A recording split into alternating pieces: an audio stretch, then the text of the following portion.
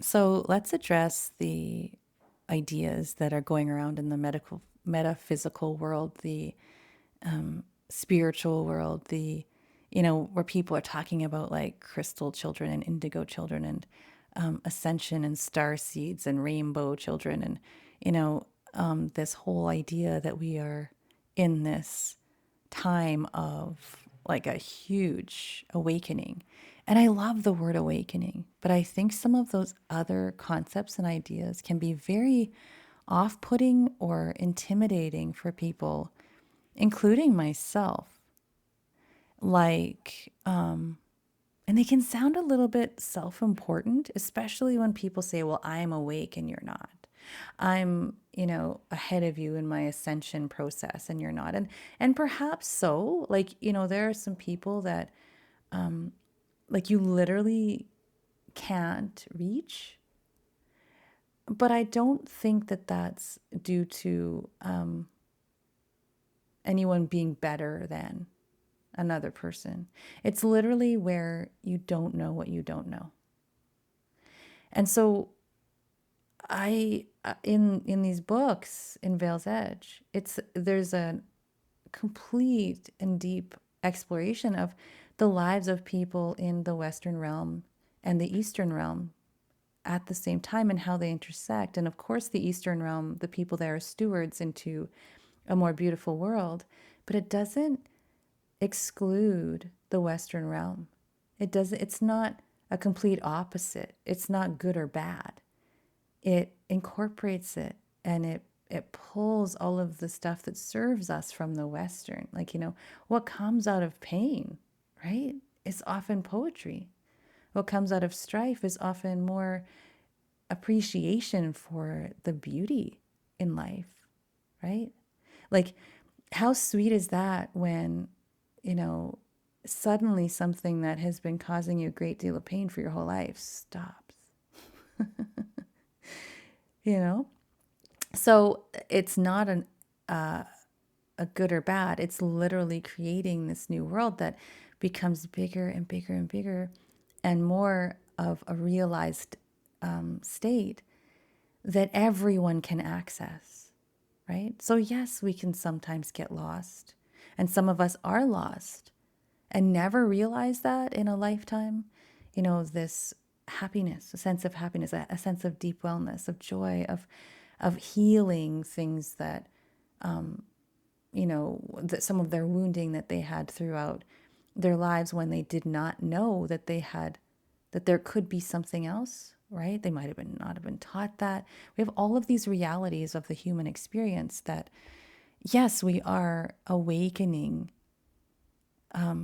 into this beauty. I say we awaken we're awake in the dream, in this imagined, first it has to be imagined for it to be real. So in this imagined way of living, of experiencing our lives. But I don't want to get too far into this concept of ascension because that makes me think that what we're doing now is base. It's really bringing that expanded. It's like when you meditate, it's bringing that expanded state back into your body because that's why we're here. Like is we're embodied for a reason, right? And this is a beautiful existence. It's just glorious and beautiful. It's just we are continuing to break those chains, to be more free within this, in this classroom, right? This classroom we call life. And so, again, like metamorphosis, like that word I've heard bounced around too, ascension and metamorphosis. And again, it's like, yes, we are the butterflies and people seeking metamorphosis. But, it's again differentiating between people who are conscious that they are seeking this and other people who are seeking it but don't realize that this is what they're looking for, right? And so you use words like ascension and metamorphosis, and it's like, I can't access that. People can't access that. Again, it seems like self important and it's off putting. And so for me, my words, my language is all about growth and expansion and freedom. And I think that's what we all want. Whether we use the, say that this is an ascension or a metamorphosis or an awakening. I do think that we are awakening. I think we all, that this is a really profound time. Excuse me, my phone's always ringing. But also, I think what brings us all together, this is what we need to do, is bring us all together in our imagined space, in our space where we can just, like, we're free to just imagine whatever we want. And it's a freedom from the grind and a life that can be suffocating. It is a true and deep understanding that we are all loved, wanted, and needed in this life. It's the ability for us to all express our own inner unique genius and what has been called, in what has been called this unique self symphony, to put the words of Dr. Gaffney out there. I love that.